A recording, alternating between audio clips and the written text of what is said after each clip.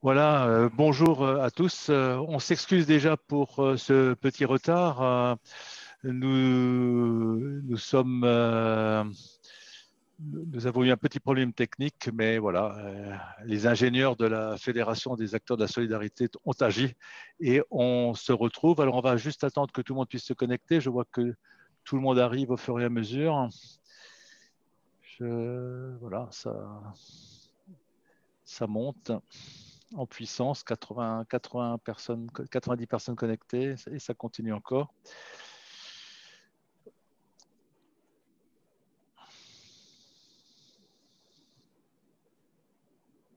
Voilà, soyez donc les bienvenus. Effectivement, nous avons eu un peu de retard suite à voilà, un petit problème technique dont je n'en parlerai pas parce que je ne le connais pas.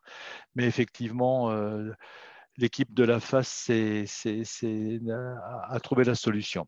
Alors, notre objectif aujourd'hui dans cet atelier, c'est effectivement de parler de l'accès au logement dans le parc social, puisqu'effectivement, dans le cadre des politiques publiques, dans le cadre du logement d'abord, dans le cadre des lieux de territoire accélérés, eh ben, la question prioritaire, c'est l'accès au logement direct, hein, avec le logement d'abord, avec des mesures AVDL, avec de l'intermédiation locative en passant par un bail glissant ou des mandats de gestion.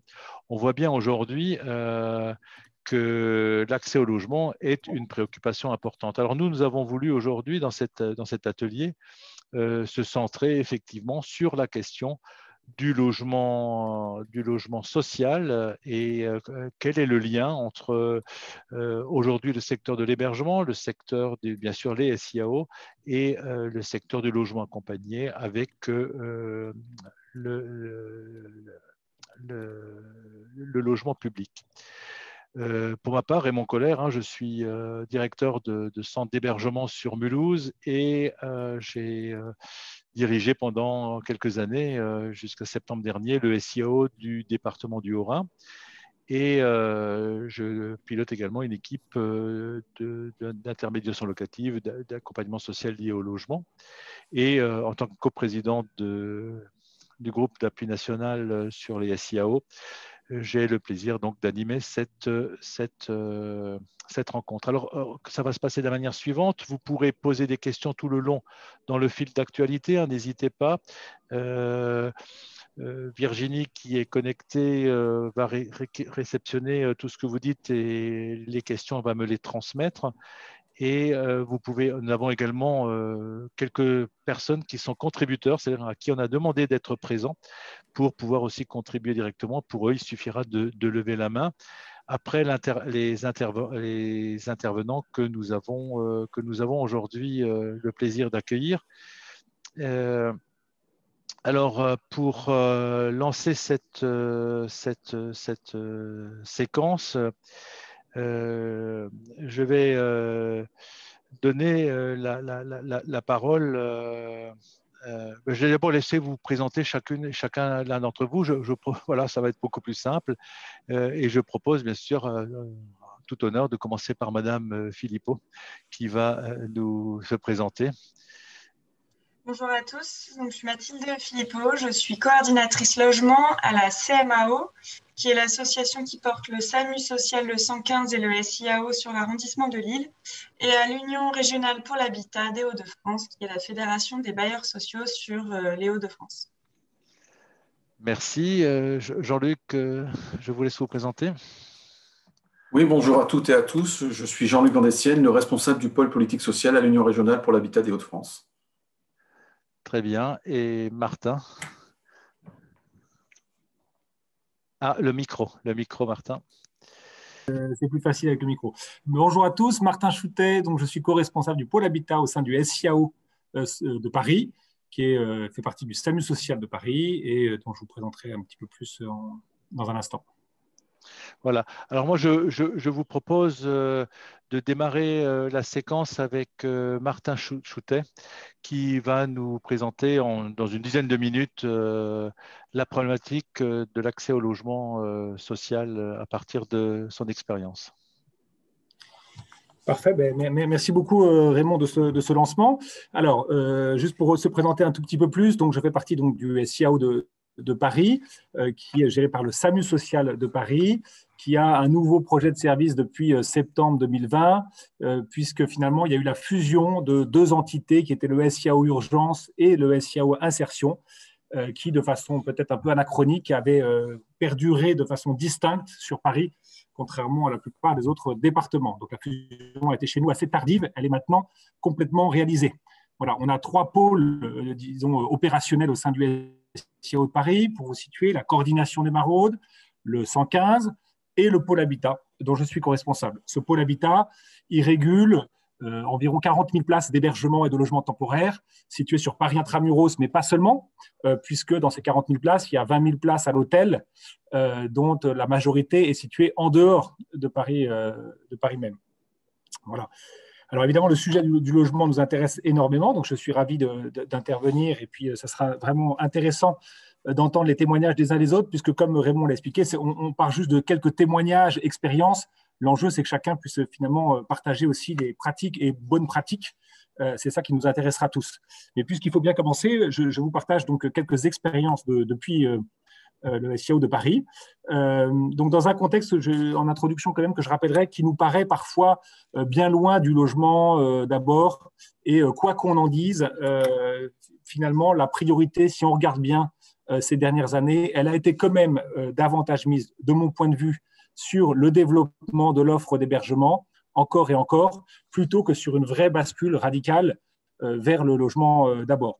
Et on verra que ça pose un certain nombre de questions. En tout cas, les faits sont là. Quand on regarde l'augmentation des crédits, quand on regarde l'augmentation des places, eh ben, elles vont plus naturellement, en tout cas sur Paris, sur l'augmentation des capacités d'hébergement en structure collective, de places à l'hôtel.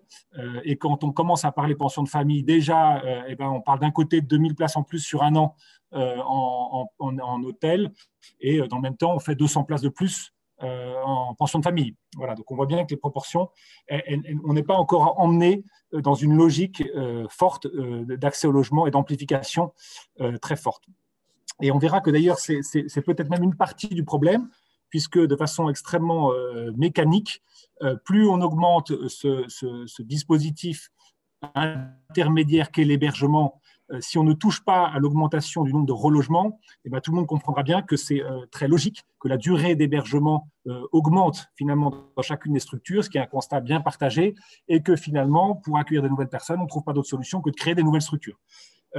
Voilà, donc ça fait partie, je pense, des thèmes de notre atelier, de réfléchir aussi à partir des expériences de comment est-ce qu'on peut réellement amplifier la fluidité vers le logement de tous les dispositifs sans jamais perdre de vue que ce n'est qu'une partie du sujet de l'accès au logement et que dans un souci de ne pas opposer les uns aux autres, on devra rester toujours attentif à ne pas faire non plus de la fluidité et de la mobilisation du logement social pour les publics hébergés l'alpha et l'oméga. Je pense notamment à des personnes en risque d'expulsion ou hébergées chez des tiers qui sont évidemment des publics éligibles et auxquels il ne faudrait pas imposer par principe un passage par l'hébergement qui ne doit pas être la marche indispensable de l'accès au logement. Voilà, pardon pour ces préalables. Maintenant, je viendrai sur l'action elle-même du SIAO que j'ai envie de décrire sur deux volets principaux. Le premier, c'est un volet directement opérationnel. Voilà. Donc, on a une équipe qui est dédiée au sein des collaborateurs du SIAO. 4 personnes, bientôt 5, sont spécialement dédiées exclusivement sur les sujets de l'accès au logement. Et leurs missions sont les suivantes. D'abord, c'est la question de la pédagogie pour sensibiliser les acteurs, informer les travailleurs sociaux sur les dispositifs liés sur l'accès au logement sur le territoire. La façon précise dont fonctionnent les accords sur le relogement des publics hébergés sur Paris, les mécanismes et l'encouragement à faire des demandes de logement social, à les actualiser, à déposer les dossiers d'ALO, se saisir de tous les outils de droit commun, informer sur le droit au logement. Ça, c'est un appui un peu méthodologique, de principe, qui est fait auprès des travailleurs sociaux par l'équipe. Et puis ensuite, il y a des interventions plus directes qui sont de 3 niveaux. Un premier niveau qu'on va appeler, nous, les signalements CIPLO. C'est-à-dire, CIPLO, c'est un fichier régional des ménages considérés par l'État comme prioritaires pour l'accès au logement. On y retrouve tous les ménages d'ALO et les ménages signalés par les SIAO d'Île-de-France. Eh bien, le SIAO de Paris contribue à alimenter ce fichier en inscrivant des ménages qui sont aujourd'hui dans le dispositif d'hébergement ou de logement temporaire et qui relèveraient du logement social.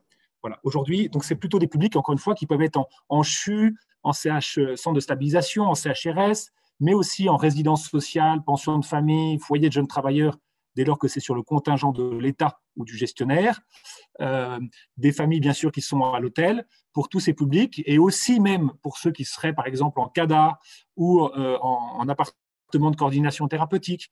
On rend visible leurs demandes en les inscrivant dans ce fichier des ménages prioritaires. Aujourd'hui, pour Paris, c'est 4200 ménages, c'est-à-dire un peu plus de 8000 personnes qui sont ainsi recensées, rendues visibles comme en attente de logement social. Ce sont évidemment autant de places qui sont aujourd'hui occupées par des personnes qui ne demandent plus qu'un accès au logement social. On a pour chacune de ces personnes une évaluation sociale faite par un travailleur social qui a été déposée sur ce fameux SIAO et qui nous permet donc d'inscrire les personnes sur CIPLO. Et quand on le fait, si vous voulez, à la fois on indique dans CIPLO les coordonnées du travailleur social pour que les partenaires réservataires puissent d'emblée prendre contact avec le travailleur social référent du ménage. Et puis, on ouvre aussi, dans un grand nombre de cas, des droits directement aux structures pour qu'elles puissent ensuite consulter CIPLO, suivre un peu leur fil actif dans CIPLO et voir quels sont les ménages qui sont inscrits et puis accéder ainsi à la DLS et du coup pouvoir veiller à l'actualisation de la demande de logement social. Donc ça, c'est un premier niveau de signalement, j'ai envie de dire, qui permet donc de signaler à des réservataires qui sont notamment l'État, mais aussi Action Logement, tous ceux qui se servent de CIPLO pour ensuite aller chercher des candidats lorsqu'ils ont des logements disponibles sur lesquels ils peuvent faire des propositions. Il y a un deuxième niveau d'intervention du SIAO qui est l'appui direct auprès des réservataires. Donc là, c'est un appui beaucoup plus ciblé qui va être une forme de signalement, d'interpellation auprès de partenaires réservataires pour dire finalement, parmi ces 4200 ménages, il y en a un certain nombre qui sont dans des situations particulièrement préoccupantes, interpellantes, et qu'on vous signale nominativement en vous indiquant leur situation, et une situation qui est bien sûr vérifiée, actualisée. Et donc, je pense que c'est, par exemple, pour nous, ça va paraître peut-être incroyable pour certains d'entre vous, mais nous, là, on signale notamment systématiquement les ménages qui sont hébergés depuis plus de 5 ans. Voilà, ça vous paraîtra peut-être une durée très longue, mais pour nous, elle est hélas pas si exceptionnelle que ça. Et déjà, on n'arrive pas à les reloger tous rapidement. Mais systématiquement, quand ils ont passé ce cap, on signale et resignale la situation jusqu'à obtenir le relogement. Ça peut être également, évidemment, des situations particulièrement critiques, urgentes, liées à un handicap dans la famille, une difficulté de santé, voilà, ou inversement, parce que certains logements sont un peu plus chers et ne peuvent pas toujours correspondre pour ces publics.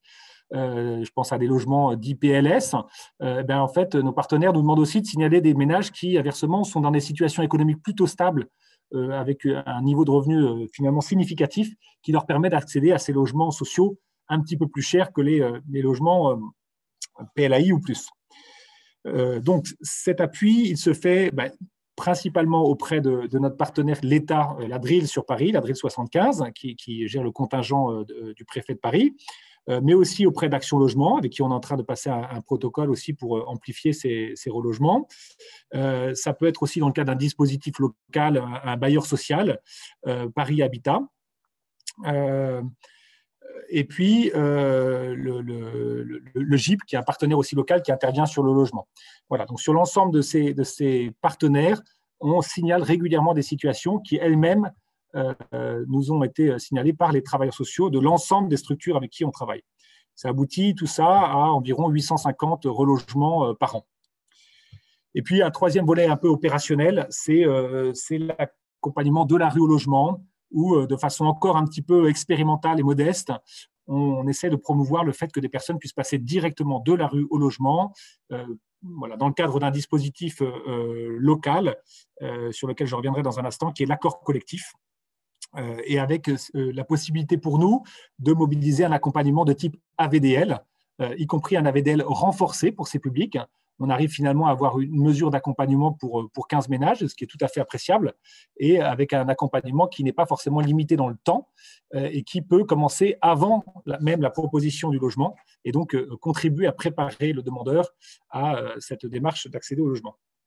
C'était le volet un peu opérationnel de l'action du SIAO.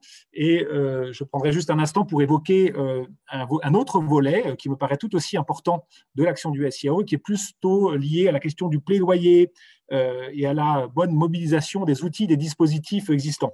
Ce que je veux dire par là, c'est que pour accélérer la fluidité des relogements, il ne s'agit pas seulement d'avoir une approche individuelle et qu'on multiplie sans cesse, et une sortie vers le logement étant bientôt suivie par une autre demande de logement, mais aussi de réfléchir de façon plus collective, globale, au niveau d'un territoire, sur les dispositifs d'accès au logement, sur, pour le dire autrement, les politiques locales du logement.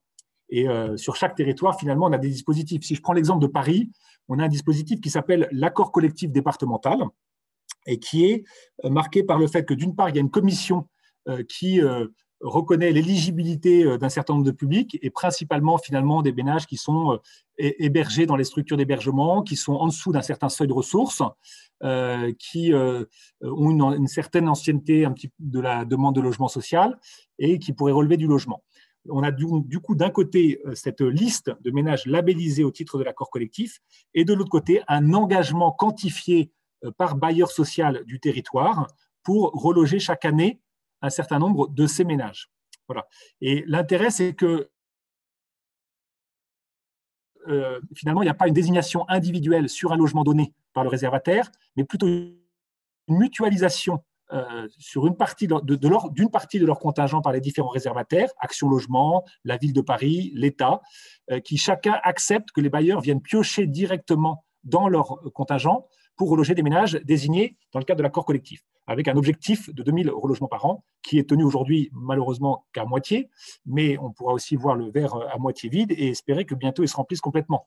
Mais pour l'instant, c'est ça ce dispositif et qui permet quand même pas loin de 1000 relogements par an, qui est très apprécié, notamment parce que cette adéquation directe par le bailleur de l'offre et de la demande permet de faire en sorte que finalement, il n'y a pas d'autres candidats et qu'on est très souvent sur finalement un demandeur présenté de façon un peu unique en commission, qui n'est pas mis en concurrence avec d'autres demandeurs au niveau des visites, etc.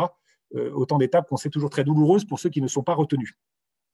Ça, c'est plutôt sur un dispositif existant sur Paris, et on a vocation à le suivre de façon régulière, à vérifier que les acteurs s'en saisissent, à informer sur son existence, sur les modalités d'accès. Mais on est déjà au-delà de l'action strictement individuelle, on est dans l'intérêt pour des dispositifs structurants d'accès au logement. Mais j'aurais juste envie de terminer en rappelant l'importance d'aller même plus loin encore et d'élargir la mobilisation pour le relogement, notamment à l'ensemble des ménages DALO.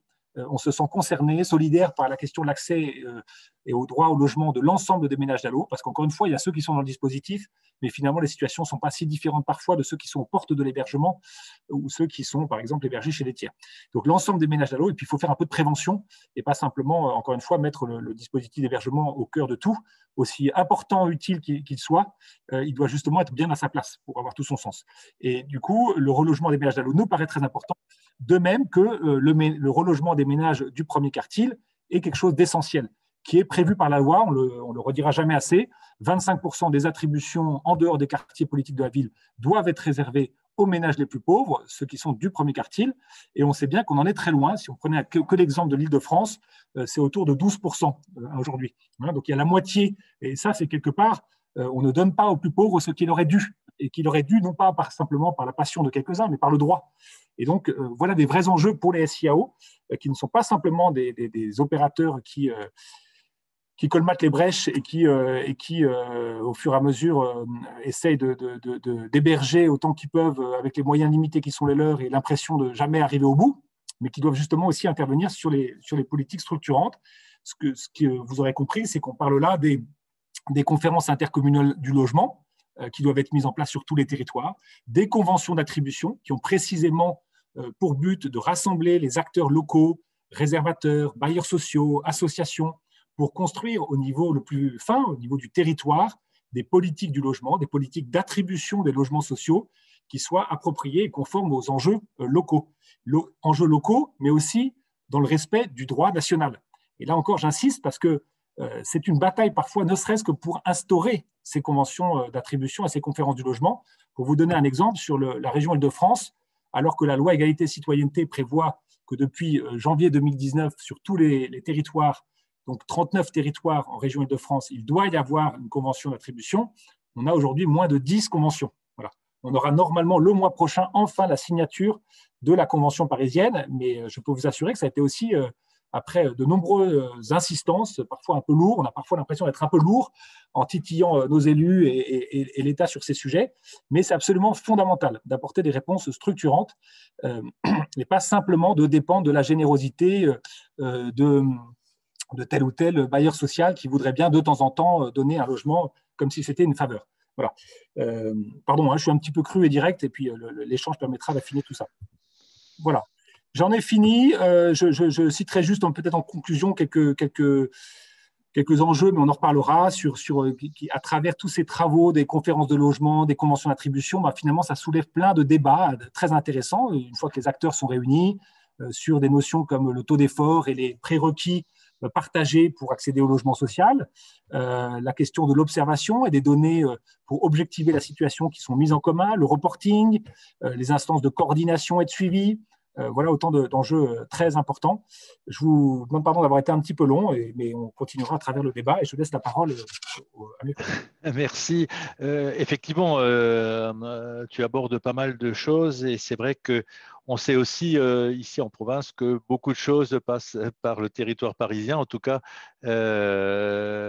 souvent on nous fait référence à ce territoire et donc c'est intéressant. De toute façon, on reviendra. Il y a pas mal de questions sur Ciplo, sur le DALO également, donc on reviendra là-dessus.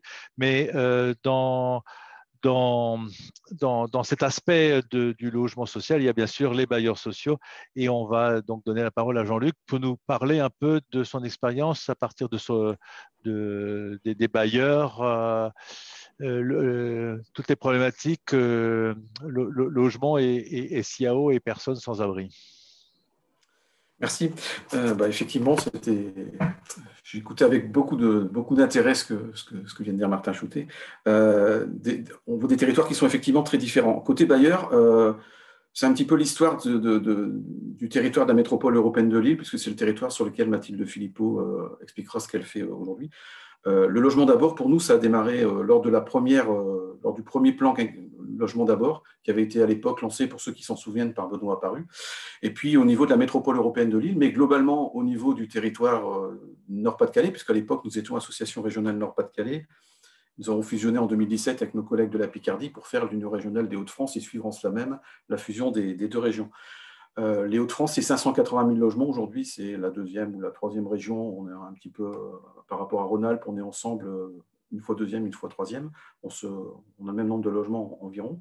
La métropole européenne de Lille, c'est à elle toute seule 120 000 logements sociaux, plus de 120 000 logements sociaux, 54 000 demandes de logement et un peu plus de 10 000 attributions. Donc forcément, un engorgement au début. Donc c'est là où il faut devenir créatif. Dès 2009, la métropole européenne de Lille avait mis en place une conférence intercommunale de peuplement, qui était ni plus ni moins que l'antichambre de ce qui allait devenir les conférences intercommunales du logement. Donc on avait anticipé, on a mis en place en 2012-2013 un accord collectif intercommunal qui ressemble exactement à ce que Martin appelait l'accord collectif départemental. C'est la même chose, mais sur un EPCI. Donc une longue tradition de travail ensemble. Et quand il y a eu le logement d'abord, il y avait 10 territoires pilotes, pour ceux qui s'en souviennent, qui avaient été désignés. La métropole de Lille en faisait partie. Et on s'était réunis tous ensemble. On a une longue tradition de travail ensemble. Et c'est vraiment ce sur quoi je voudrais insister, c'est le fait de faire les choses ensemble. Alors pour faire les choses ensemble, il faut commencer par se connaître. Donc ça a été un petit peu le premier logement d'abord, il y a eu des interventions, et puis est arrivé 2012 où on a dit globalement, il n'y a plus de sous, logement d'abord, faites-le, mais faites-le, faites-le. Et puis bon, ça c'est revenu en 2017, où la métropole n'a pas eu de mal à se positionner comme territoire de mise en œuvre accélérée.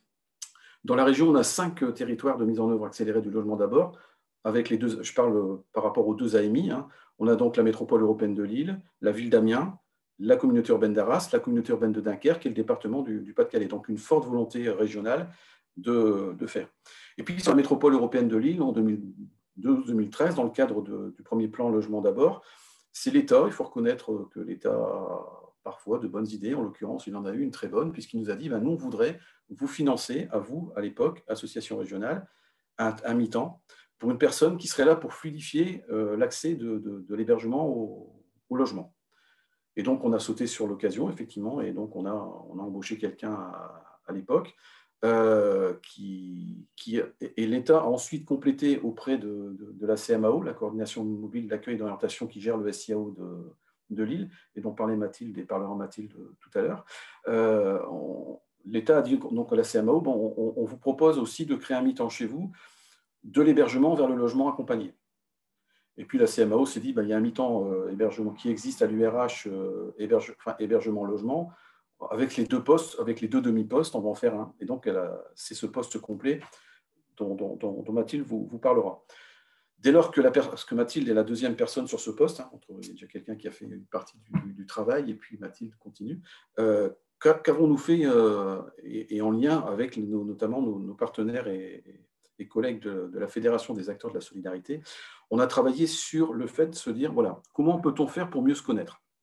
Il existe notamment une instance sur la métropole européenne de Lille, qui existe aussi au niveau départemental de Nord, qui s'appelle le comité technique territorial, où les situations des ménages prioritaires à loger sont examinées par les bailleurs, par la Fédération des acteurs de la solidarité qui représente les associations, pour ne pas mettre non plus 50 personnes autour d'une table. Il y a l'État, le département, la métropole, la CAF et tous ces gens-là qui travaillent sur ces situations, voir comment faire au mieux pour fluidifier. Et on avait des difficultés de perception des situations côté travailleur social et côté bailleur, on n'était pas d'accord. C'est-à-dire que l'un disant, si, le ménage peut accéder au logement, l'autre disant, non, on trouve qu'il y a encore des fragilités, mais sans pouvoir mettre des noms sur ces difficultés. Et donc, on a commencé à travailler avec la Fédération des acteurs de la solidarité, qui s'appelait la FNARS à l'époque, sur ce qu'on a appelé une fiche de situation partagée, où on a regardé quels étaient les critères qui nous semblaient importants pour faire en sorte que l'accès du ménage au logement soit véritablement une réussite. Et on a commencé à travailler là-dessus. Ensuite, on a travaillé sur les baux glissants. Et on s'est créé une culture ensemble aussi en se disant, voilà, aujourd'hui, l'accès au logement social, c'est quand même quelque chose qui peut apparaître très compliqué, très nébuleux. Il faut des papiers, il faut des ci, il faut des là, où est-ce que j'enregistre une demande, etc. Et on s'est aperçu dans ces instances aussi que parfois les travailleurs sociaux, ils pouvaient louper des temps. Le temps qui nous semblait le plus gênant, c'était celui de l'avis d'imposition, qui a été longtemps chez nous une difficulté importante, dans la mesure où on avait malheureusement trop de dossiers qui ne pouvaient pas être présentés en commission d'attribution, puisque ce document n'était pas présent. Déclaration tardive, il fallait attendre 3 ou 4 mois au niveau des impôts, on n'arrivait pas à réduire ce délai. Et donc on s'est dit, on va travailler pour faire de la formation et de l'information. Et donc l'URH a mené une campagne en partenariat avec la Fédération des acteurs de la solidarité, vers les travailleurs sociaux pour leur expliquer l'accès au logement et leur donner les points d'attention sur lesquels il fallait vraiment prêter attention. On a travaillé aussi ensemble sur les dispositifs pour les améliorer, pour faire en sorte effectivement d'arriver à cette fluidification. Il ne s'agit pas de dire de quelqu'un qu'il est prioritaire et qui peut aller au logement, il faut l'accompagner dans cette démarche et lui donner toutes les clés pour que ça se passe au mieux. Et donc on est vraiment sur le faire ensemble, c'est-à-dire le faire ensemble. On a travaillé aussi sur les représentations. On avait lancé un cycle en 2019 qui était prometteur, des journées qu'on passait ensemble, travailleurs sociaux de l'AHI et collaborateurs des bailleurs, où on s'est réunis sur des journées. La première journée, c'était comment faire en sorte de casser l'escalier, le fameux escalier qui mène au logement, et d'utiliser l'ascenseur. Comment faire faire en sorte que des éléments qui pouvaient être avant prédictifs, pour reprendre une formule qui n'est pas de moi, ne soient pas prédictifs, mais soient des éléments facilitateurs. Et donc, on a réussi à réunir environ 120 personnes pendant une journée.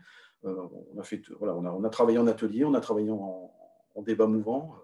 Et puis, on a retravaillé une deuxième journée ensemble aussi sur, un cas concret, vous êtes obligé de reloger le ménage, comment vous faites pour y arriver. Et puis, il y a eu une troisième journée. Et en 2020, on a voulu continuer. Et en 2020, on s'est aperçu, tout le monde a connu ce qui s'est passé, le Covid, ce qui fait que ça a été un petit peu bloqué. Alors, on a continué à réfléchir. Et dès 2021, donc c'était en janvier ou en février, j'ai plus la date en tête, on a, sur une demi-journée, recommencé la même chose avec, là, cette fois-ci, le travail sur les refus. Donc, le but de tout ce qu'on est en train de faire collectivement, c'est vraiment de travailler ensemble, de casser les représentations qu'il peut y avoir de part et d'autre, de créer des liens, de créer des contacts pour que les relogements de ménages prioritaires soient de plus en plus importants.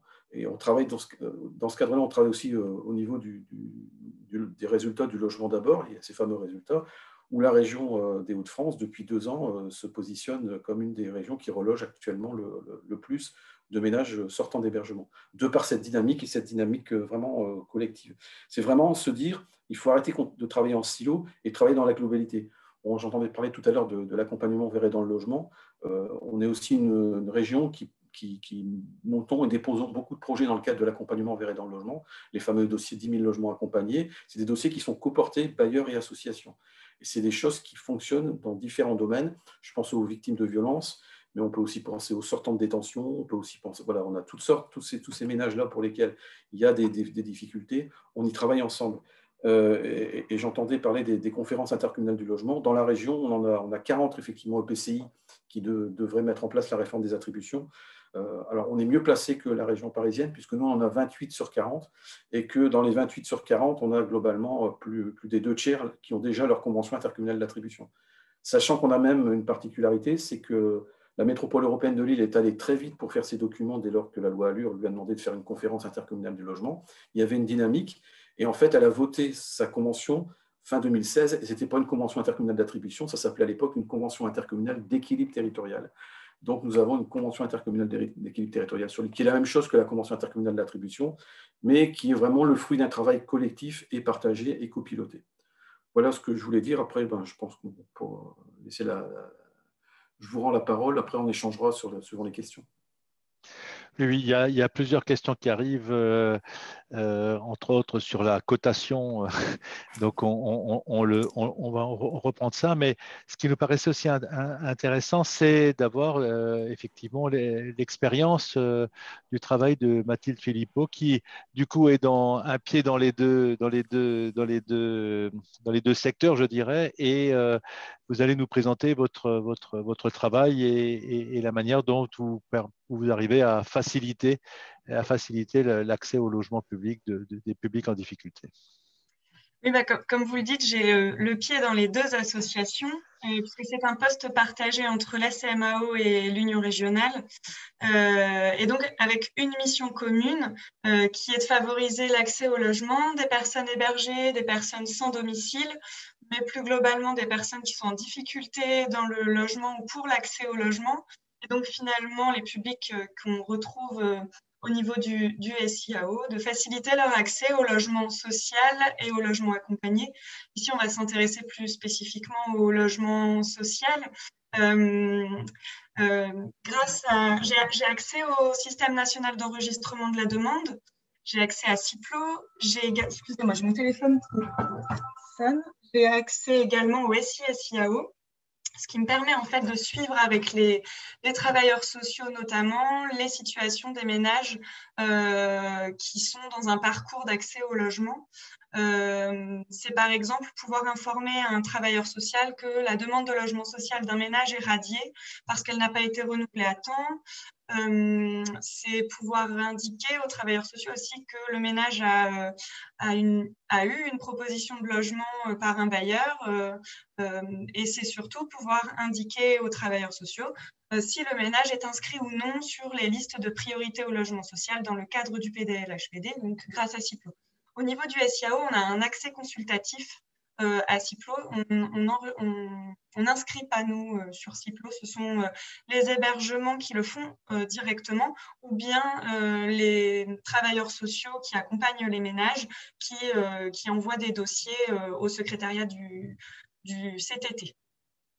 Donc, l'accès à ces outils, il est vraiment très précieux pour pouvoir accompagner les travailleurs sociaux dans l'accompagnement des ménages et le suivi des situations.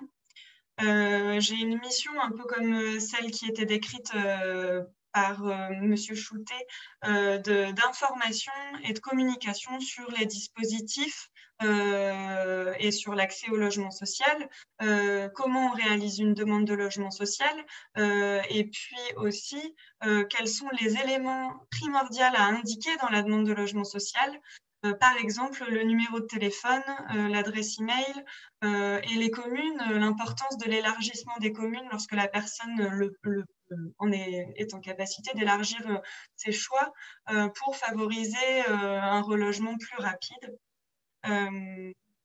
En réalité, la mission que je porte, elle consiste à créer du lien entre les bailleurs et le secteur de l'accueil, hébergement, insertion, notamment par la mise en place de commissions, les commissions logement d'abord qu'on anime au niveau du SIAO, qui sont des commissions qui se mettent en place une fois par mois, qui réunissent tous les acteurs du logement social et logement accompagné, ainsi que tous les acteurs de l'accueil, hébergement, insertion. Et ensemble, on échange sur des situations pour lesquelles les travailleurs sociaux peuvent rencontrer des difficultés pour l'accès ou le maintien dans le logement. Travailleurs sociaux, mais aussi les bailleurs peuvent faire remonter des situations pour lesquelles ils rencontrent des difficultés de maintien dans le logement. Et ensemble, on essaie de lever les freins à l'accès au maintien.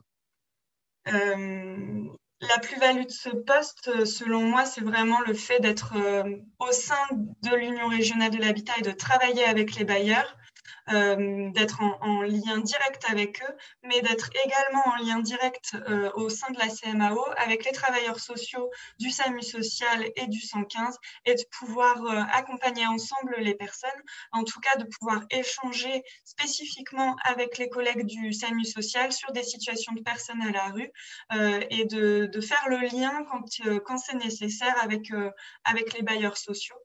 Ça, c'est vraiment la plus-value du poste, c'est de maîtriser, enfin en tout cas de mieux comprendre les enjeux de chacun des acteurs, que ce soit les acteurs du logement ou les acteurs de l'accompagnement, et de pouvoir justement les aider à être en lien, à travailler ensemble en se comprenant, en levant les représentations sur chacun et ces représentations, on peut les lever quand on connaît mieux les missions de l'autre. Et donc, mon rôle, c'est aussi d'expliquer quelles sont les missions des travailleurs sociaux qui travaillent au sein du secteur accueil, hébergement, d'insertion, et aussi d'expliquer quelles sont les missions des bailleurs sociaux, finalement. Donc, voilà, je ne sais pas, peut-être que Jean-Luc a en tête des choses que j'aurais oublié de dire. En tout cas, merci de nous avoir partagé cette expérience. On avait bien sûr fait le choix, la fédération, de choisir des territoires avec des bassins d'habitat et des difficultés importantes, hein, ce qui est logique aussi de réfléchir. J'ai vu effectivement dans le fil de la discussion. Alors, je rappelle également pour le fil de la discussion, pour que tout le monde puisse voir les questions que vous posez, il faut bien répondre aux conférenciers et participants. Hein. Je vois qu'il y a certains qui n'envoient qu'aux conférenciers, mais c'est intéressant que tout le monde puisse suivre et les questions. Alors, il y avait bien sûr une question, je crois que je l'entends assez régulièrement, surtout sur un territoire où on ne l'utilise pas chez nous, c'est Ciplo, c'est l'utilisation de Ciplo. Est-ce que c'est compliqué? Qu'est-ce que prévoit la loi dans SIAO et Ciplo? Comment simplifier les choses? Voilà une première salle de questions autour de Ciplo. Donc, je pense qu'on serait intéressant effectivement de faire un petit passage là-dessus avant d'aller sur… j'ai bien vu qu'il y a un certain nombre de territoires où on utilise, où on essaye de l'utiliser. C'est ce qui est marqué dans la file de discussion. Martin, peut-être, ou oui, très bien. Jean-Luc? Très bien. Donc, juste pour resituer pour ceux qui ne le connaîtraient pas bien, donc Ciplo, c'est un fichier qui existe sur de nombreuses régions, mais qui reste en tout cas pour nous en Île-de-France un fichier régional qui finalement permet à la fois de rassembler des éléments provenant directement de la demande de logement social. Donc, il y a une synchronisation systématique entre Ciplo et le système national d'enregistrement de la demande de logement social. Et donc, dans Ciplo, on retrouve toutes les informations de la demande de logement social auxquelles s'ajoute un certain nombre d'informations. Et on retrouvera, par exemple, la mention du fait que le ménage est d'allo ou pas, éventuellement qu'il y a une proposition de logement par la préfecture, on le verra apparaître, et puis des informations que nous, on va pouvoir rajouter en tant que SIAO, et par exemple, les coordonnées du travailleur social, je l'évoquais tout à l'heure, pour qu'un partenaire qui vienne chercher dans Ciplo un ménage qui va proposer sur un logement puisse prendre contact directement aussi avec le travailleur social. Voilà, donc c'est des droits qui nous sont donnés, en tout cas nous, au niveau régional. Hein, c'est la DRIL, les services de l'État dans la région qui pilotent cet outil. C'est un outil de l'État. et qui confie au SIAO la mission sur Paris d'enregistrer les ménages qui sont sortants d'hébergement. Voilà. Nous, on ne fait pas de filtre particulier dans l'inscription. C'est ce qui explique qu'on a aujourd'hui 4200 ménages.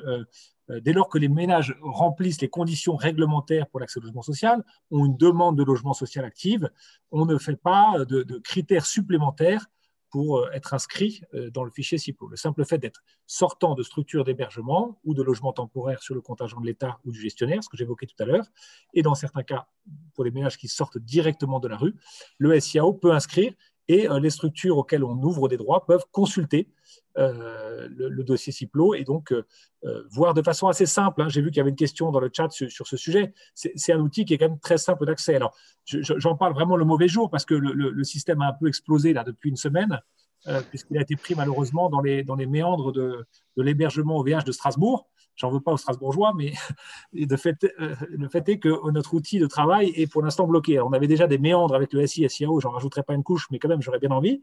Mais maintenant, c'est le CIPLO qui nous ennuie. Voilà, on espère que la copie va vite être restaurée et qu'on pourra continuer à travailler parce qu'encore une fois, c'est très utile. On a effectivement, comme Mathilde l'évoquait, aussi plusieurs outils. Hein, entre le SI et SIAO, on a accès aux fichiers de la ville. Parce que ces fichiers ne sont pas toujours tout à fait synchronisés, donc c'est des vrais sujets aussi de travail localement. C'est qu'on a des fichiers différents, par exemple, dans lesquels on peut constater si oui ou non il y a une proposition sur le contingent de la ville. Ça, on va le retrouver dans ce qui s'appelle AIDA sur Paris, un fichier géré par la ville, pendant que l'État gère CIPLO, qui est le fichier plutôt piloté par l'État, dans lequel on retrouvera les propositions de l'État, mais on ne retrouvera pas les propositions de la ville. Donc notre équipe, que je salue par la même occasion, s'il y en a qui sont là, et je sais qu'il y en a qui sont là, et je les remercie de leur travail extrêmement engagé, mais de fait, ils doivent souvent naviguer entre plusieurs outils pour aller suivre et avoir l'information sur une éventuelle proposition en cours. Et on imagine bien que pour les réservataires eux-mêmes, c'est un souci, parce que parfois, ils font une double proposition. Quelques exemples qui sont peut-être, hélas, pas si nombreux finalement, mais quand même toujours marquants quand un ménage qui a attendu longtemps se voit tout d'un coup avoir deux propositions, et souvent, ça complique les choses plus que ça les arrange dans le même temps. Donc, mais voilà, encore une fois, c'est un fichier assez simple, mais d'autres peut-être réagissent sur le chat, et effectivement, il y a peut-être d'autres façons de faire qui sont tout à fait intéressantes. En tout cas, nous, on n'a pas de fichier réellement complètement partagé aujourd'hui, puisque, encore une fois, ce que je vous partageais, c'est que c'est un outil de l'État ouvert à un certain nombre d'acteurs autour du SIAO, mais pas forcément ouvert aux collectivités locales, et en tout cas, ce n'est pas là qu'on retrouvera leurs propositions. Mais en tant que consultation, c'est un outil simple d'accès. Il y avait une question, mais je terminerai peut-être autour de CIPLO sur ça. C'était la question de savoir si on pouvait faire dans CIPLO des demandes dans différents départements. Nous, si vous voulez, c'est régional, c'est-à-dire que c'est un numéro unique régional. Donc, vous allez aux quatre coins de l'Île-de-France, vous vous inscrivez comme demandeur de logement, vous avez un numéro, et comme vous avez une seule demande, il n'est pas question d'aller à l'autre bout de l'Île-de-France pour faire une autre demande. Par contre, dans votre demande, vous pouvez demander jusqu'à 10 communes qui sont réparties sur l'ensemble de la région. Donc, plusieurs villes possibles sur une même demande de logement social au sein d'une même région. Voilà la pratique parisienne. C'est une spécificité parisienne. Dans le restant de la France, la demande de logement, pour l'instant, elle est départementale. Alors, je dis bien pour l'instant, puisqu'il est prévu dans quelques temps que le numéro unique devienne un numéro unique national. Mais pour l'instant, ce n'est pas fait. Ce qui veut dire que c'est une demande par département, et CIPLO est administré effectivement par département, parce que c'est un fichier qui contient l'ensemble des ménages prioritaires, et qui est un fichier d'État, et qui est alimenté selon les règles de l'État local. En ce qui concerne le département du Nord, par exemple, les associations qui tiennent des structures d'hébergement alimentent directement CIPLO et inscrivent directement dans CIPLO. Dans d'autres départements, ça passe par la direction départementale de la cohésion sociale, par exemple. Donc, CIPLO, c'est vraiment le fichier qui recense l'ensemble des ménages prioritaires au titre du DALO, au titre du plan départemental, éventuellement à d'autres titres, ça dépend des conventions qui sont passées. Après, sur les accès, aujourd'hui, en ce qui concerne le département du Nord, l'accès donné aux bailleurs, l'accès donné effectivement au SIAO, aux associations pour inscrire, mais les EPCI n'ont pas accès à CIPLO, par exemple, et les communes aussi. Voilà, c'est des débats d'ailleurs qui aujourd'hui se font, les EPCI notamment souhaitant que CIPLO puisse être ouvert à leur priorité à eux. Bon, c'est en cours de débat. En tout cas, ce qui est intéressant dans cette question autour des systèmes uniques, c'est effectivement comment mettre en lien les différentes observations et les différentes manières de voir. J'avais vu là un exemple pendant la période du confinement sur Metz, où effectivement la ville et le département s'étaient mis ensemble pour repérer les publics en difficulté. C'est-à-dire que quand on a accès à plusieurs entrées, on se rend compte que c'est plus facile. Et on voit bien dans vos témoignages cette question nécessaire de lien entre les uns et les autres pour que effectivement l'ensemble des demandes et du repérage des personnes puissent se faire. Madame Sylvestre Maryse voulait prendre la parole, alors elle est contributrice, donc je l'invite à nous rejoindre. Moi, je voulais juste compléter ce qui a été dit d'ailleurs. Je suis Marie Sylvestre, donc je suis conseillère politique sociale à l'Union sociale pour l'habitat, donc à la Fédération des organismes HLM. Non, c'est juste pour dire que, pour juste préciser que Ciplo, je vois qu'il y a beaucoup d'échanges sur Ciplo. Ciplo, ça reste un outil, c'est-à-dire que ça reste un outil qui gère le contingent préfectoral. Donc, je ne dis pas que c'est pas bien, hein, quand ça fonctionne, c'est très bien, mais il faut avoir ça en tête. Et comme l'a dit monsieur Martin Schultes, c'est qu'on est, voilà, il y a aussi les autres réservataires et voilà, il n'y a pas toujours d'interaction entre Ciplo et les outils des réservataires. Donc, il faut bien l'avoir en tête qu'il faut que ça reste un outil et que quand il y a des fichiers partagés, les territoires, il y a des fichiers partagés, donc en général, ils n'utilisent pas Ciplo. Et ce n'est pas pour ça que le lien hébergement-logement ne se fait pas, parce que du coup, tout le monde peut être connecté aux fichiers partagés. Voilà, donc c'est un fonctionnement qui peut être différent, avec des outils qui sont différents, mais ce n'est pas pour ça que ça ne fonctionne pas. C'est-à-dire que pour moi, ce qui est intéressant dans les témoignages qui ont été évoqués ici, c'est ce côté lien entre l'hébergement et le logement, comment on travaille ensemble, etc. Et que pour moi, l'entrée Ciplo reste une entrée uniquement outil. Et voilà, c'est pas trop la question de savoir s'il faut utiliser Ciplo ou pas, mais c'est la manière dont on se met en mouvement tous ensemble sur un territoire via Ciplo ou autre chose, en fait. Voilà, c'était pour compléter là-dessus. Alors, effectivement, la question aussi, c'est la question de repérage des priorités des publics. Et il y avait une question un peu avant, j'aimerais quand même qu'on l'aborde. Comment se passe, est-ce que les cotations sont utilisées? C'était la question qui a été posée à Jean-Luc. Est-ce que sur votre territoire ou peut-être sur le territoire parisien, est-ce que la question des cotations a été posée, quoi? Alors, elle est posée par la loi, elle est posée par la loi, puisque la loi nous oblige oblige les EPCI à mettre en place un dispositif de cotation pour le 1er septembre. Donc, on y travaille. Alors, la cotation, et je vais rebondir sur ce que disait Maryse, là aussi, c'est un outil. C'est un outil au service d'une démarche, la cotation. La cotation, c'est comment je classe, mais pour savoir comment je classe, il faut d'abord que je me pose la question, quelles sont mes priorités? Et là-dessus, au niveau des Hauts-de-France, on a, nous, depuis 2014, on travaille sur une démarche régionale de qualification de l'offre. On se dit que la cotation, c'est une partie de la réponse. Effectivement, ça permet de classer les ménages. Mais ce qu'il faut aussi, c'est qu'on qualifie l'offre qui est en face de façon à faire la meilleure adéquation offre-demande. Et donc, c'est tous les travaux qu'on mène depuis 2014 sur la qualification. Et là, on est en train de travailler sur les EPCI, les fameux EPCI qui ont déjà mis en place leur conférence intercommunale du logement. On travaille sur la cotation, mais avant tout, on a une démarche d'analyse de la demande et de voir effectivement quels sont les publics qu'il faut favoriser, il faut le partager pour mettre en place aussi aujourd'hui cette cotation. En sachant que c'est un travail partenarial, la mise en place de la cotation, il faut vraiment là aussi travailler sur les représentations parce qu'on a l'impression qu'en fait on va classer et que ça va être un automatisme alors que ce n'est pas ça du tout. L'objectif, il n'est pas là. Aujourd'hui, la cotation, c'est vraiment des débats sur les territoires entre l'ensemble des acteurs du logement. Mais l'objectif, c'est bien de la mettre en place au 1er septembre, si on peut, ou tout au moins au plus approchant.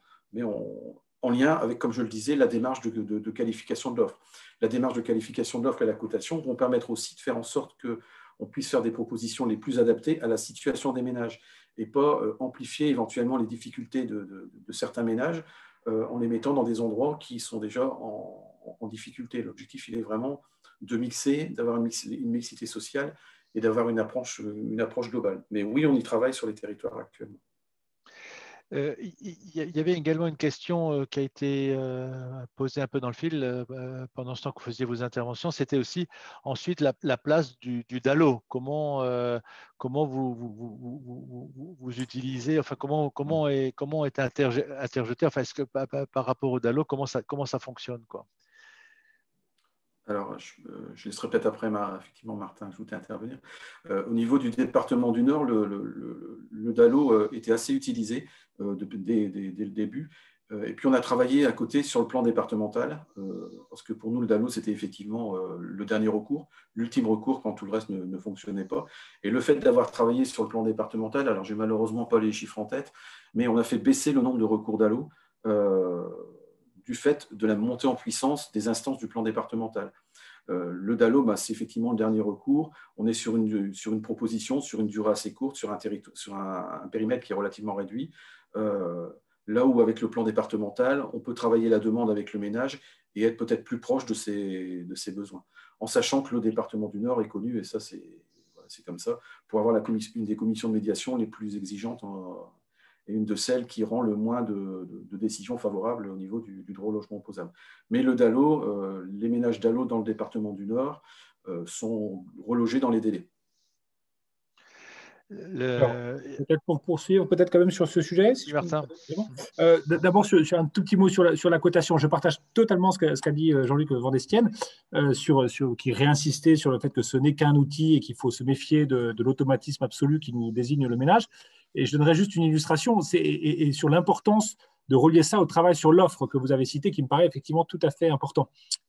Parce que parfois, on entend dire qu'il n'y a pas de logement. Et je pense qu'il ne faut pas s'arrêter à ce type de slogan.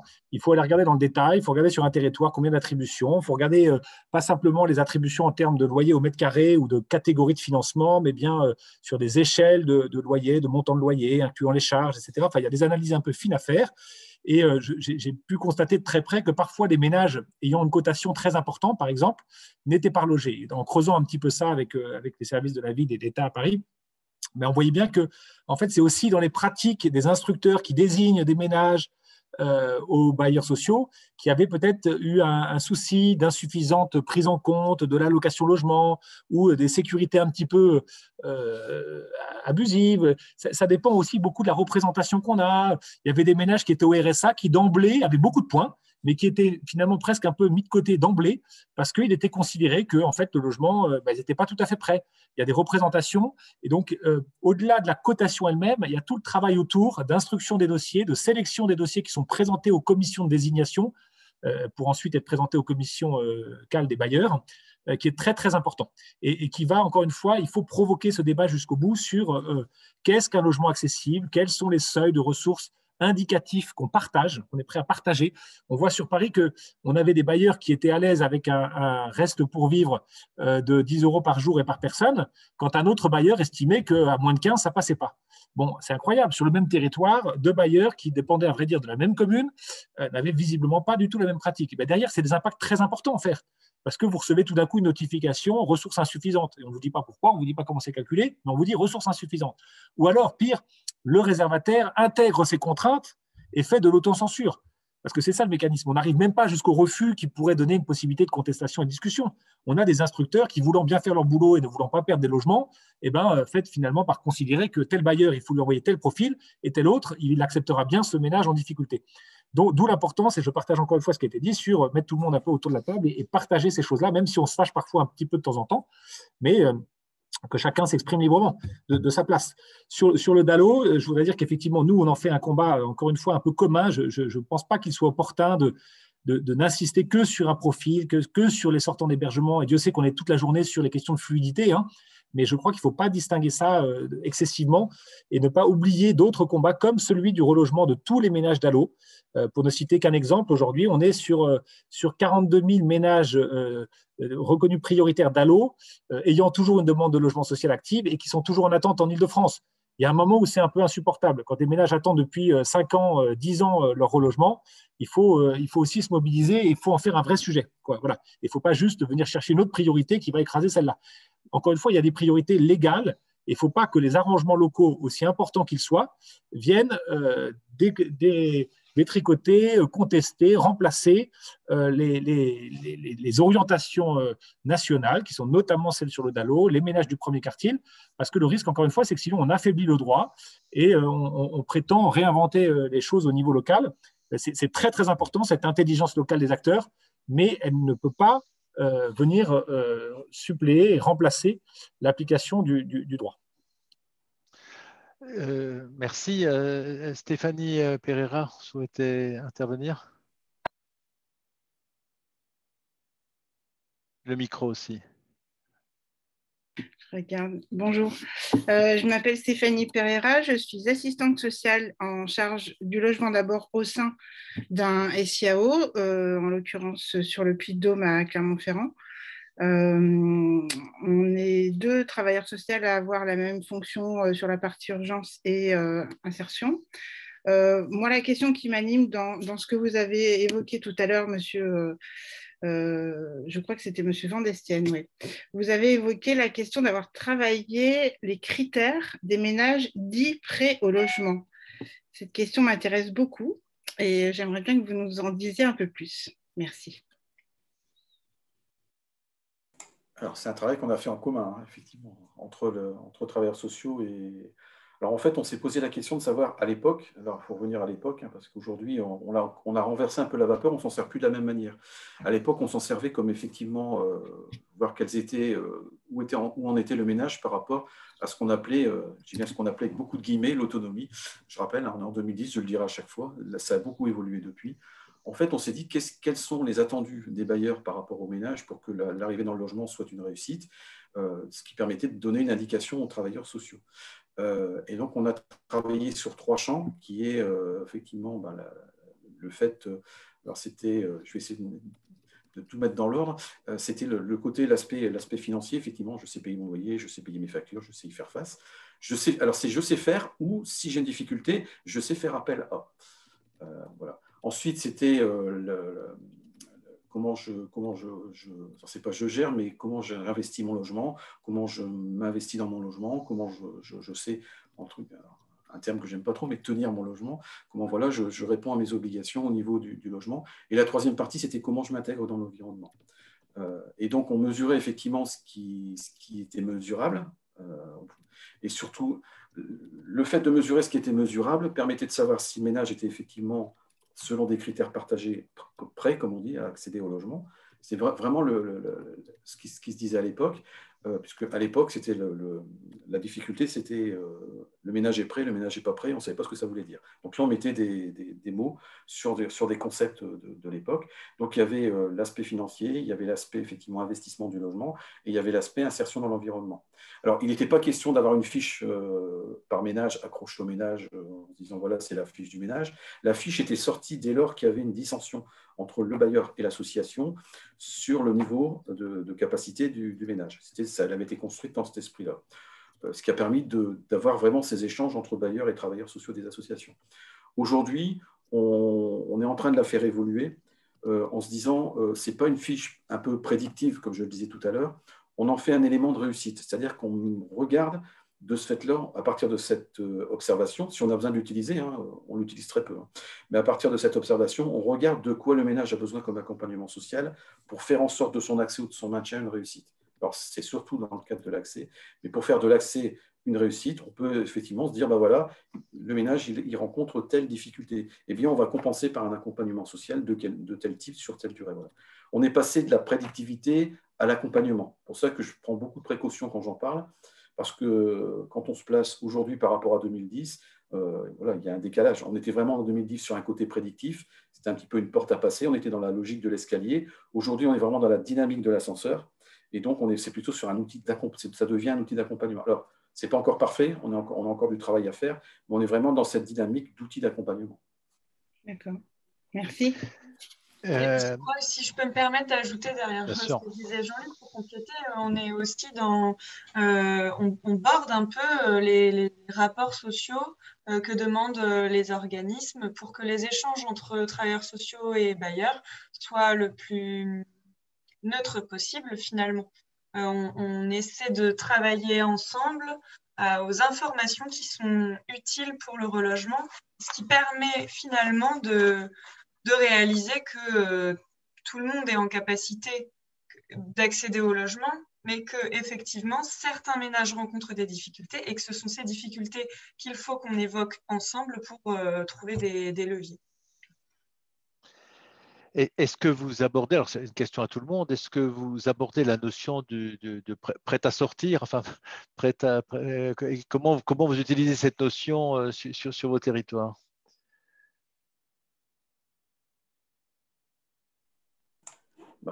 Nous, on est plutôt sur le prêt à rentrer. Mais enfin, c'est ce que disait Mathilde, effectivement, c'est comment on travaille ensemble sur comment accompagner, à part enfin, c'est bien le logement d'abord, c'est bien de dire normalement tout le monde peut aller au logement, sauf exception, il faut définir ces exceptions. Il faut les calibrer en intensité, les calibrer dans le temps. Et puis, bon, quand on est prêt à aller au logement, comme le disait justement Mathilde juste avant, il y a des gens qui ont besoin d'être accompagnés pour arriver dans le logement sur différents items. C'est comment on accompagne les gens vers. Et c'est effectivement quelque chose qu'il faut partager. Mais là, je vais laisser Mathilde s'exprimer, c'est un petit peu son sujet. Et comment, je trouve, les partenaires sont ensemble aussi. Parce qu'une personne, c'est accepter de prendre un risque finalement de reloger les ménages qui sont en difficulté. Les bailleurs sont partants pour prendre ces risques, c'est leur métier. Maintenant, ils peuvent prendre ce risque, mais ils doivent le maîtriser, le risque. Et du coup, c'est là que le partenariat est très important et que le lien entre travailleurs sociaux, entre partenaires qui accompagnent les gens à l'accès, mais aussi au maintien, est indispensable.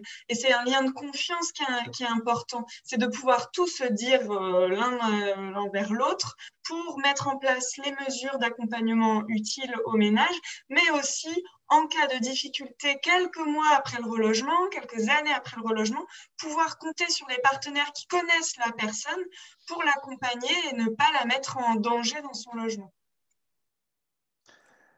Alors, pour abonder un petit peu aussi, dire que la métropole lilloise a fait partie des premiers territoires d'expérimentation du 1 chez soi d'abord. Donc là, on est vraiment au sommet du logement d'abord. Et il a fallu, et il faut encore travailler sur ce que ça représente. Parce que le 1 chez soi d'abord, on est quand même sur une catégorie de ménages qui ont des fragilités extrêmement importantes et pour lesquelles l'accès au logement, c'est la porte d'entrée, c'est le cas de le dire. Il a fallu vraiment travailler ensemble, et on travaille encore ensemble. Et là, pour le coup, le travail sur les représentations, je peux vous dire qu'il a été extrêmement important. D'ailleurs, il n'est pas fini. Mais c'est vraiment le logement d'abord. À partir du moment où on veut y aller à fond, on bouleverse un certain nombre de choses. Et puis, voilà. Mais il faut le faire ensemble. Il faut qu'on soit ensemble, association de l'accueil, hébergement, insertion, bailleurs sociaux. Il faut qu'on travaille ensemble et qu'on partage les réussites, qu'on partage aussi les échecs et qu'on en fasse des points d'avancée. C'est vraiment ça, comme le dit Mathilde, qui est le plus important. Et peut-être pour aller dans le même sens, je crois qu'il y a vraiment aussi l'articulation entre les collectivités locales et l'État. Et je prends notamment comme exemple l'action des départements à travers le FSL et l'accompagnement social lié au logement qui peut exister, et la VDL qui monte un peu en puissance ces dernières années à l'initiative de l'État, à l'origine pour les ménages d'ALO, mais finalement il y a une généralisation au-delà, et on peut parfois s'interroger sur la complémentarité ou au contraire l'aspect un peu doublon de ces dispositifs. Donc ça invite en tout cas à bien les articuler, à avoir là aussi un dialogue et à s'inspirer encore une fois des meilleures pratiques. Pour prendre un exemple très concret, l'accompagnement social lié au logement est sur Paris par exemple très développé et c'est très appréciable sur les résidences sociales. Il y a beaucoup de mesures pour accompagner socialement et ça aide effectivement à l'accès en résidence sociale de ménages dont la situation est encore un petit peu fragile ou instable.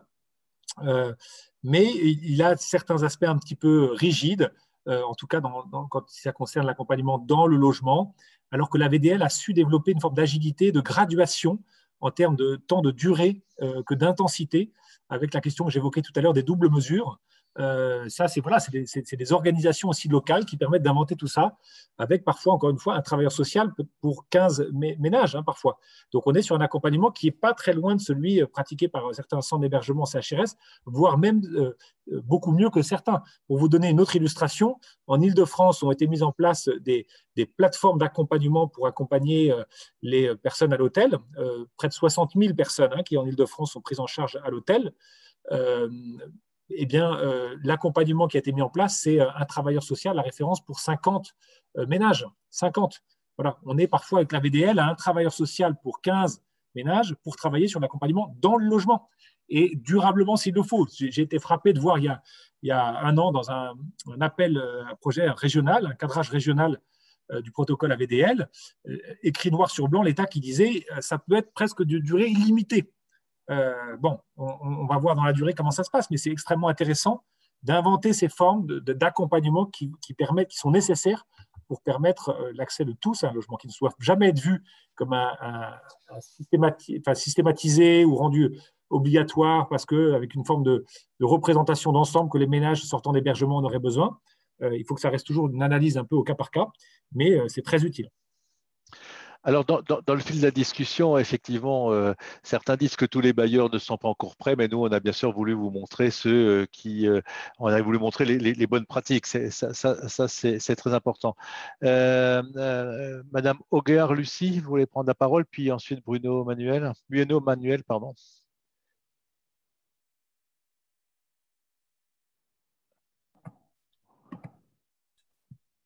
Oui, donc bonjour à tous. Alors du coup, moi je me présente, je suis Auguer-Lucie, donc assistante sociale au service urgence du SIAO de la nef 63, donc à Clermont-Ferrand. Alors moi je voulais rebondir du coup par rapport à l'AVDL. Donc moi, quand une personne accède au logement, mon accompagnement prend fin. Et du coup, parfois, je demande la mise en place d'une mesure AVDL pour prendre le relais et sécuriser justement le parcours logement. Et moi, je me pose la question, l'AVDL, c'est pour une durée de 6 mois, renouvelable une fois, il me semble, si je ne me trompe pas. Et après, qu'en est-il justement une fois que l'AVDL se termine, et même parfois 2-3 ans après, comme vous l'avez dit, du coup, qu'est-ce qui se passe? Et là, si des difficultés émergent pour le ménage au sein du logement, là, du coup, on n'est plus en capacité d'intervenir. Donc, la VDL, c'est un certain temps, mais voilà, si des difficultés poursuivent, comment on peut du coup prendre le relais? C'est aussi une question que je me pose. En tout cas, c'est une question essentielle puisque quand on parle logement d'abord et donc quand on regarde les expérimentations et on dit il faut une durée, le temps d'eux et accompagner la personne. Et c'est vrai que dans notre pays, on a mis en place la VDL avec des critères aussi de période et de date. Et donc, on a encore beaucoup de mal à se dire combien de temps il faut accompagner les personnes. Martin, tu voulais peut-être intervenir? Oui, parce que l'exemple qui vient d'être donné, je vous remercie de l'évoquer, montre qu'il y a vraiment des pratiques. Et puis dans le chat, quelqu'un évoquait qu'effectivement en Gironde, c'était compliqué de mobiliser la VDL. Donc on voit bien qu'il y a des réalités locales très différentes qui sont aussi, là pour le coup, en ce qui concerne la VDL, pilotées par l'État de façon très différente d'un territoire à un autre, avec des critères d'accès, des conditions de durée, etc., qui peuvent être différentes. Donc c'est autant de lieux finalement de discussion avec les services de l'État, avec les collectivités locales, encore une fois, parce qu'elles ont une compétence au titre du FSL sur l'accompagnement social et au logement. Et donc, il faut faire communiquer ces dispositifs. Et il faut peut-être être inventif. Et je vois que grâce à des associations, il y a des véritables initiatives qui sont prises. Je pense à un dispositif qui s'appelle « Se rétablir dans son logement », qui est porté par une association sur Paris et qui est effectivement de l'accompagnement dans le logement, mobilisable au moment où justement il y a un problème significatif qui pourrait engendrer par exemple une expulsion locative. Voilà, il faut. En fait, il y a eu une forte inventivité, des compétences extraordinaires, un engagement très fort, par exemple dans l'accompagnement en CHRS dans des murs. Bon, c'est cette énergie et ce savoir-faire qu'il faut aujourd'hui petit à petit développer hors les murs, comme on le sait bien que ça a été fait dans le monde médical depuis quand même un certain nombre d'années, où il y a cette transition du tout institutionnel au service d'accompagnement à domicile, les SAMSA, les SAVS, les SIAD, enfin voilà, autant de dispositifs qui vont vers les gens dans leur lieu de vie. Et dans le domaine social, on est sûrement invité à innover, à créer, à se rapprocher d'ailleurs de ces services médicaux, parce que parfois il y a une complémentarité. On parle beaucoup d'accompagnement global, pluridisciplinaire. Jean-Luc parlait tout à l'heure d'un chez-soi d'abord. On voit bien que la clé pour certains publics, en tout cas pour ceux qui sont le plus éloignés au départ, apparemment, d'un mode de vie en logement classique, en fait, il faut parfois une palette un peu d'accompagnement un peu fin, un peu solide et gradué, parce qu'encore une fois, les besoins peuvent varier dans le temps. On va des besoins très légers ou de l'absence de besoins à des besoins assez intenses et pas forcément toujours prédictifs. Effectivement, on ne sait pas toujours à l'avance à quel moment il y aura besoin d'être très présent. Bien sûr, il y a un relais parfois qui se fait par le secteur. Il y a quand même des services sociaux départementaux ou communaux qui ont la charge d'accompagner, mais on sait bien aussi leur difficulté à aller vers et à avoir le temps disponible pour faire un accompagnement à domicile suffisant, d'où l'importance qu'il y ait des services complémentaires, souvent portés par des associations, et à mon avis extrêmement utiles, à condition notamment qu'ils arrivent eux-mêmes à faire des propositions très souples et à montrer leur capacité à intervenir aussi bien avant le logement pour aider à la préparation, au moment du relogement pour accompagner cette étape importante, mais aussi à tout moment du parcours locatif, s'il y a un accident de parcours qui justifie une intervention. Merci. Tout à fait. Et excusez-moi, je voulais juste du coup faire le lien avec ce que vous venez de dire, parce que j'ai un exemple qui illustre assez bien en fait. J'avais accompagné un monsieur donc, qui a intégré un logement dans le parc privé, pour qui on avait mis en place une mesure AVDL qui a duré 6 mois. Et dernièrement, j'ai recroisé ce monsieur. Donc, je lui ai demandé où est-ce qu'il en était, etc. Donc, ça s'est plutôt bien passé. Mais il me disait, l'AVDL, c'est terminé. Donc, j'ai plus de contact avec cette dame et j'ai des demandes vers qui je peux me tourner. Et voilà, donc là, c'était, comment dire, coup de chance qu'on soit croisés. Et du coup, je lui ai dit, bon, ben, vous pouvez vous orienter vers le CCS pour avoir une assistance sociale qui prenne le relais. Mais les personnes ne sont pas forcément aussi au courant des dispositifs auxquels elles peuvent prétendre par la suite après une AVDL. Et c'est tout là l'intérêt, justement, de pouvoir aller vers les personnes en fin de prise en charge AVDL, qui est un retour vers ces personnes-là pour voir où est-ce qu'elles en sont au jour d'aujourd'hui et si elles ont encore besoin d'accompagnement ou pas. Voilà, c'était juste pour illustrer. Merci. Je vous remercie. Je vous en prie, hein, merci de votre participation. Monsieur Bueno Manuel, je vous laisse la parole. Oui, bonjour. Donc, Bueno Manuel, je suis chargé de mission logement d'abord au SIAO des Bouches-du-Rhône. Pour parler des modalités de travail entre bailleurs et SIAO, donc nous, on a généralement assez de mal à être en lien avec les bailleurs, hein. Il y a des choses qui existent au niveau du SIAO 13 depuis plusieurs années. Il y a une convention entre l'État et Action Logement. Donc, du coup, on a des logements mis à disposition de la part d'Action Logement au SIAO dans le cadre de leurs obligations d'allo. Voilà.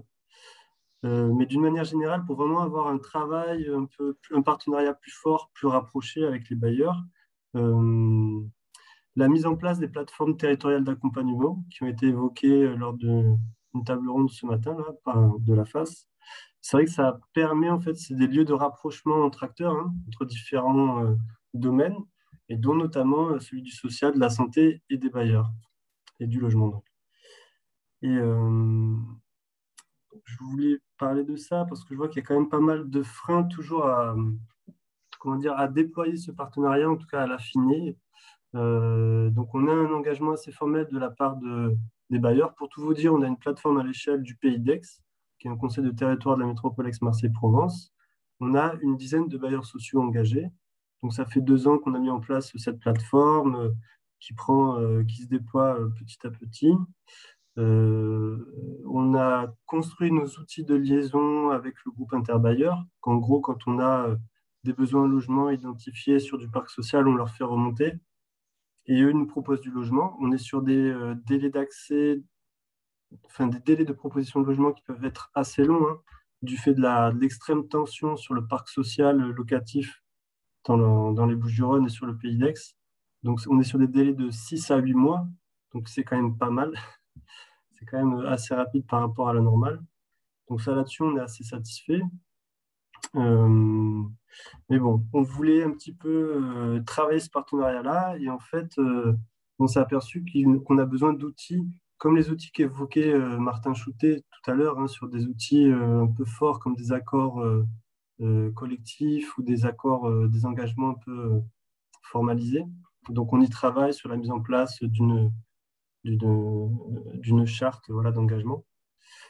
Mais on a fait le tour aussi des équipes terrain, des agences territoriales des bailleurs, parce qu'effectivement, on a des référents dans chaque bailleur, mais qui se retrouvent bien souvent associés au service, à un service social ou au siège, vous voyez. Et on s'est aperçu que un des freins sur les propositions de logement, ça pouvait venir des agences gérant les résidences et qui sont vraiment au contact des locataires. Et donc, on en a rencontré plusieurs. Et c'est vrai, ce qui est apparu, ce qu'on leur expliquait, c'est qu'effectivement, nous, la plateforme, elle vient là pour sécuriser des accès dans le parc social, parce qu'on a vraiment, pour l'instant, beaucoup travaillé l'accès et assez peu le maintien. Et en fait, on voyait que eux, leurs besoins et la demande, en tout cas des équipes terrain, c'était déjà de ne pas se retrouver seul, évidemment, face à des situations compliquées, et du coup, de pouvoir intervenir sur du maintien, sur des personnes qui sont donc locataires déjà dans le parc social existant, avec des situations bien problématiques, sur des profils somme toute assez similaires avec les personnes que l'on va orienter, avec des problématiques d'addiction, des problématiques santé mentale. Et donc on s'aperçoit que, enfin je me dis, hein, c'est juste pour partager ce constat-là, mais pour développer des liens de travail avec les bailleurs, c'est vrai, si les SIAO, en tout cas les partenaires du champ de l'hébergement, du social, pouvaient intervenir sur ces problématiques-là de maintien, je pense qu'on serait dans des échanges plus... Oui. On a entre autres, enfin je donne l'exemple de notre département, enfin moi, mon CHRS aujourd'hui, 50% des personnes qui sont dans le CHRS sont des personnes qui sont ce qu'on appelle hors les murs, c'est-à-dire qui sont chez un bailleur où il y a eu des grosses difficultés, et pour éviter l'expulsion, c'est l'équipe du CHRS qui intervient, c'est-à-dire qu'on fait une prise en charge, simplement la personne reste titulaire de son bail, hein, il n'y a pas de souci, et on intervient avec toute l'équipe. Voilà, c'est un exemple on a essayé de répondre aussi à ce risque qui est quand même très important, le risque des expulsions, hein. On a vraiment voulu travailler ici dans le département sur la baisse des expulsions, et aujourd'hui, le CHRS que je dirige, la moitié des personnes qui sont dans le CHRS sont des personnes qui sont locataires titulaires de leur baux, mais qui sont dans des grandes difficultés et sur lesquelles on accompagne pour éviter l'expulsion, quoi. Voilà, ça peut donner. Et d'ailleurs, votre intervention me fait aussi, il y a une question, enfin une remarque importante, c'est comment organiser la passation de l'accompagnement pour les acteurs de la veille sociale, maraude, accueil de jour, hein, qui ont pu mettre du temps à créer des liens de confiance. Voilà, avec des personnes qui ont eu des parcours avec de nombreuses ruptures. C'est-à-dire comment maintenir la question de la confiance. Alors comment ça se passe, ça serait intéressant aussi d'avoir un échange là-dessus. En tout cas, c'est une question qui est importante. C'est-à-dire que quand on crée la confiance, quand on crée le lien, pour des gens qui sont dans les maraudes, etc., comment ensuite permettre la transition, quoi. En tout cas, juste je trouve ça très intéressant que les CHRS, dans le cas d'accompagnement hors les murs, puissent intervenir sur des situations de maintien. Voilà, je tiens à le signaler parce que nous, dans le 13, pour le coup, on est très en retard sur le développement du hors les murs. Et enfin, voilà, c'est une piste très intéressante en tout cas. Merci. En tout cas, vous pourrez l'utiliser. Si vous voulez des éléments, on vous les donnera. Madame Sylvestre. Excusez-moi, j'allume mon micro. Je vous en prie. Ouais, je suis pas très. Oui, non, c'était juste pour rebondir. Moi, je suis d'accord avec tout ce qui a été dit sur l'accompagnement social, sur voilà, ce que disait notamment M. Choutet. Juste sur la VDL, il y a quand même une réforme en 2019 dans le cadre du FNAVDL. Donc, je tenais quand même à préciser ça, avec notamment aussi un abondement du FNAVDL par les bailleurs sociaux via une contribution de la CGDS. Donc, il faut aussi quand même le préciser que voilà, c'est un fonds qui a bénéficié de financements un petit peu complémentaires en 2020, et que ça a été l'occasion d'une réforme qui permet quand même aux acteurs de pouvoir être force de proposition dans des projets et de pouvoir faire des projets d'accompagnement peut-être justement un peu plus sur mesure, un peu plus adaptés, qui prévoient aussi des droits de suite, comme ça a été évoqué à plusieurs reprises. Donc voilà, je le dis parce que je pense qu'il ne faut pas hésiter à réfléchir avec les bailleurs notamment pour justement travailler sur des accompagnements et sur des pratiques qui semblent correspondre aux besoins. Et voilà, j'invite surtout effectivement à travailler en collaboration là-dessus et à proposer des choses. Je pense qu'aujourd'hui, c'est assez ouvert. Bon, après, on se pose toujours la question si on a assez de moyens pour le faire. C'est toujours un peu le souci. Mais en tous les cas, je pense que la discussion est vraiment à prendre et à en profiter pour essayer de développer des choses. Je pense que c'est l'occasion. Voilà. Merci. On arrive, alors on a commencé avec un peu de retard, mais on arrive vers la fin de notre atelier, mais on a encore quelques minutes. Alors moi, je proposerai aux intervenants peut-être de nous proposer quelques mots de conclusion, quelques réflexions, et on va inverser ce qu'on a fait au début. Donc je vais demander à Mathilde Philippot peut-être si elle a une conclusion, une réflexion encore à partager avec nous.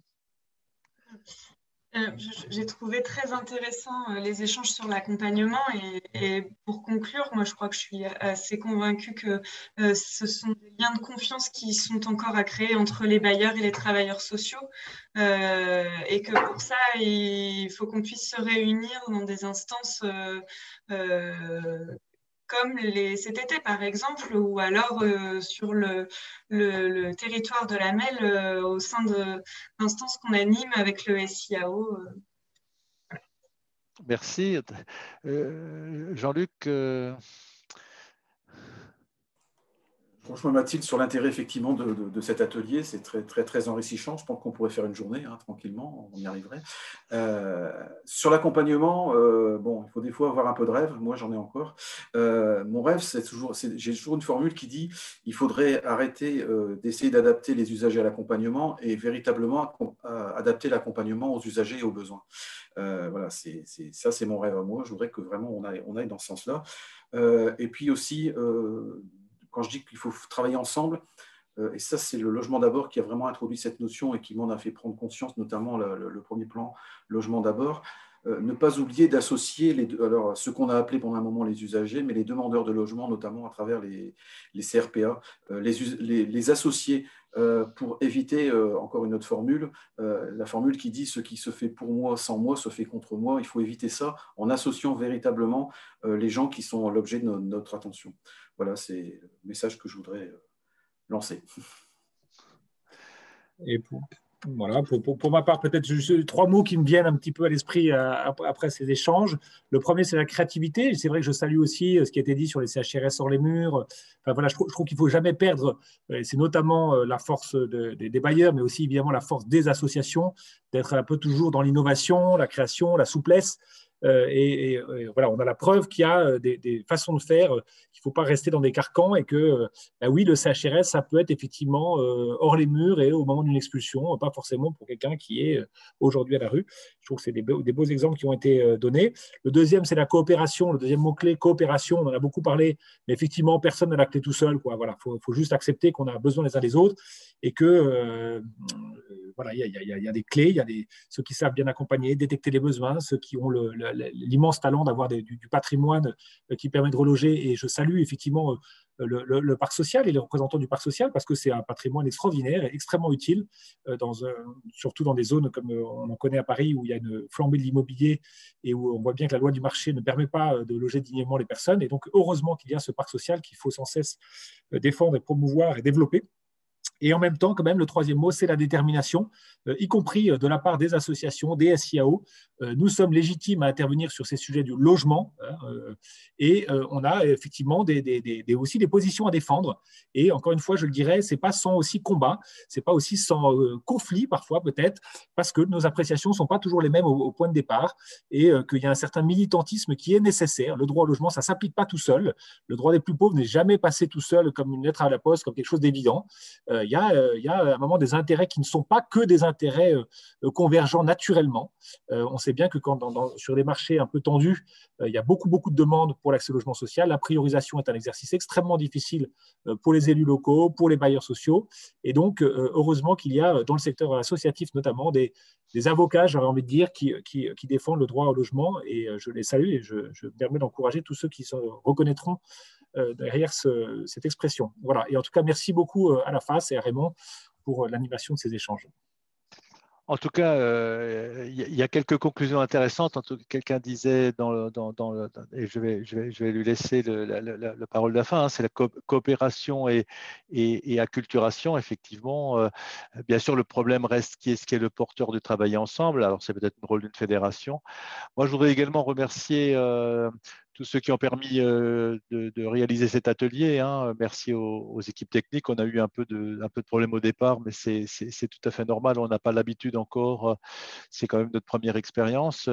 Merci également à Virginie qui m'a relayé les questions sur le deuxième ordinateur. On s'est un peu équipé.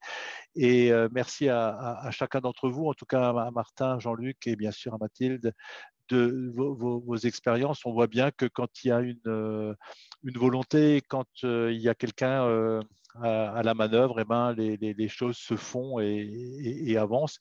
Et effectivement, il reste encore du chemin à faire. Hein. Je crois que c'est important et le chemin, c'est d'abord par le dialogue et par les échanges et par les essais de collaboration. Et chaque fois qu'on chute, on se relève et on essaye d'aller de l'avant.